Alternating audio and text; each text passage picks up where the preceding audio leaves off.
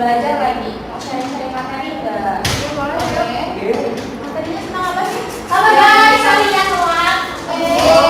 Cari-cari yuk. Oh, ayo. Materi pertama apa sih? Materi pertama itu rehabilitas lancar. Nah, kalau menurutku nih ya, rehabilitas lancar dia tuh kewajiban atau utang lancar yang harus dipenuhi atau dibayarkan oleh perusahaan dalam jangka 1 periode atau 1 tahun. Boleh juga dibayarnya kurang dari 1 tahun itu. Terus kan di dalam rehabilitas itu kan ada tipe-tipenya juga tuh. Yang pertama itu utang usaha, terus pendapatan dengan sedekah, terus utang pajak penghasilan karyawan, utang bunga, utang upah, utang pajak penjualan, kewajiban jangka panjang yang akan segera jatuh tempo dalam waktu 1 tahun. Terus utang usaha itu tuh misalnya kalau kita tuh beli barang secara kredit. Terus utang upah itu misalnya kita tuh mempekerjakan sebuah karyawan tapi kita tuh membayar gitu loh. Kemudian juga ada rehabilitas jangka panjang. Rehabilitas jangka panjang itu adalah kewajiban atau hutang yang harus dilunasi dalam jangka waktu lebih dari 1 tahun atau siklus operasi normal. Oh gitu. Nah, di dalam media rehabilitas jangka panjang ini juga tuh ada tipe-tipenya. Yang pertama itu tuh hutang hipotek. Nah, hutang hipotek itu tuh merupakan pinjaman yang timbul sehubungan dengan perolehan dana dari hutang yang dipinjamkan menggunakan harga tetap. Nah, di dalamnya perjanjian itu tuh disebutkan bahwa harta peminjam yang dijadikan sebagai jaminan itu berupa gedung atau tanah. Kalau si peminjam itu tuh ternyata tak mampu buat melunasi hutangnya itu pada waktunya, itu tuh hak kepemilikannya itu tuh bakal dijual menjadi agunan tersebut, kemudian akan ditentukan dengan hutang. Biasanya hutang hipotek itu diambil ketika dana yang dibutuhkan dapat dipinjam dari hanya satu sumber saja, misalnya dengan mengambil hutang peminjam dari salah satu bank tertentu. Nah, hutang kan tadi ada hutang hipotek, yang kedua itu ada hutang obligasi. Nah, hutang obligasi itu merupakan pinjaman yang timbul sehubungan dengan dana yang telah didapatkan melalui pengeluaran surat obligasi. Pembelian obligasi merupakan pemegang obligasi. Di dalam surat obligasi biasanya tercantum nilai nominal obligasi, tanggal lunasan obligasi, bunga per tahun serta ketentuan lainnya sesuai dengan jenis obligasi yang sudah dipilih oleh pembelian atau pemegang obligasi itu sendiri. Nah, di dalam obligasi juga itu tuh ada pencatatannya, tapi aku belum mudeng pencatatannya gimana. Kalau masalah pencatatan jadi bisa setahu saya ya. Kita kenalnya obligasi dulu. Yang pertama di dalam obligasi itu terdapat setidaknya 2 pelaku, minimal 2 pelaku. Yang pertama itu sebagai penerbit obligasi dan yang kedua itu sebagai penerima obligasi. Nah, mengenai obligasi itu kan ada transaksinya. Nah, kita itu sebagai akuntansi itu wajib mencatat yang setelah ada transaksi. Kan? Kita kenali dulu di dalam obligasi itu setidaknya terlibat ada 2 pihak. Yang pertama itu ada penerbit obligasi, yaitu pihak yang berhutang, dan kemudian ada pihak investor, yaitu sebagai pihak yang memberi hutang. Kalau kita ini ada contoh soal ini,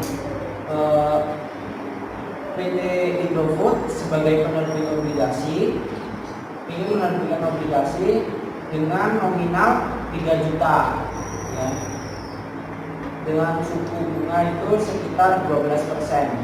Kemudian pihak investor yang ingin menghutangi PT Indofood menyetujui obligasi tersebut dengan keseluruhan bunga 12% dan nominalnya itu 3 juta. Nah, kalau kita nih sebagai orang akuntansi itu wajib mencatat transaksi tersebut. Kita diibaratkan sebagai penerbit obligasi. Nah, ketika obligasi kita sudah diterima, otomatis kita menerima uang, di mana uang tersebut masuk dalam kas.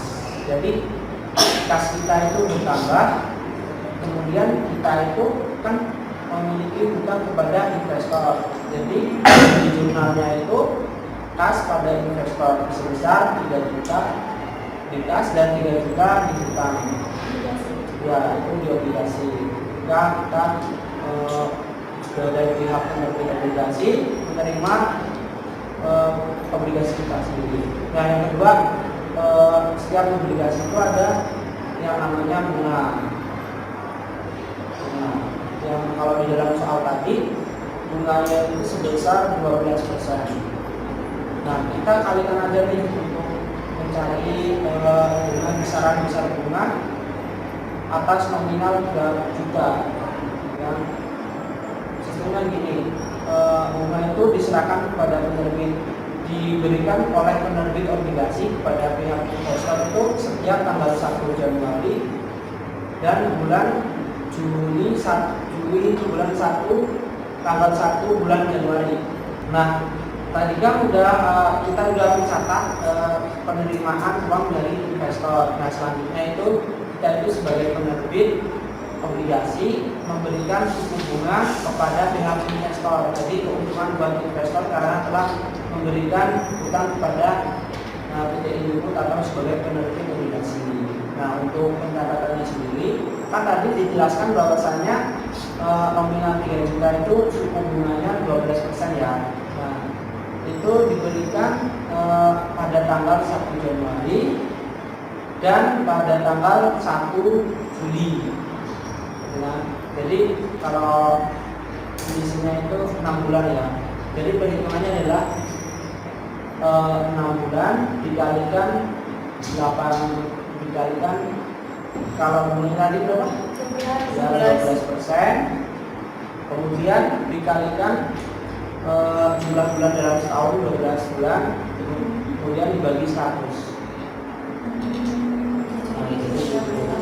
Misalnya nih suku bunganya itu ketemunya sekitar 2 juta ya, 2 juta. Nah, itu kita sebagai penerbit obligasi itu memberikan 2 juta tersebut, ambil 2 juta tersebut kepada investor bagi investor. Jadi ketika kita mengeluarkan uang, otomatis kas kita berkurang, dan kalau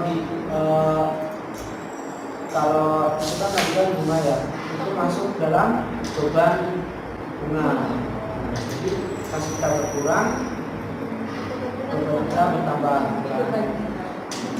Jadi di dalam jurnalnya itu beban bunga pada kas sejumlah 2 juta.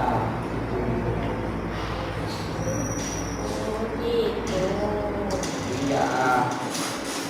Kalau dalam pencatatannya dalam laporan keuangan, liabilitas lancar maupun liabilitas jangka panjang itu biasanya masuk di laporan neraca. Selain aktiva juga terdapat bagian pasiva. Dalam pasiva terdapat akun liabilitas lancar. Dalam akun liabilitas lancar terdapat beberapa akun di dalamnya. Misalnya seperti hutang usaha, pendapatan likuiditas, hutang pajak penjualan, dan hutang bunga. Selain liabilitas lancar, dalam pasiva juga terdapat liabilitas jangka panjang. Di dalam liabilitas jangka panjang terdapat utang hipotek dan utang obligasi. Selain dalam pasiva, selain liabilitas lancar dan liabilitas jangka panjang, juga terdapat ekuitas.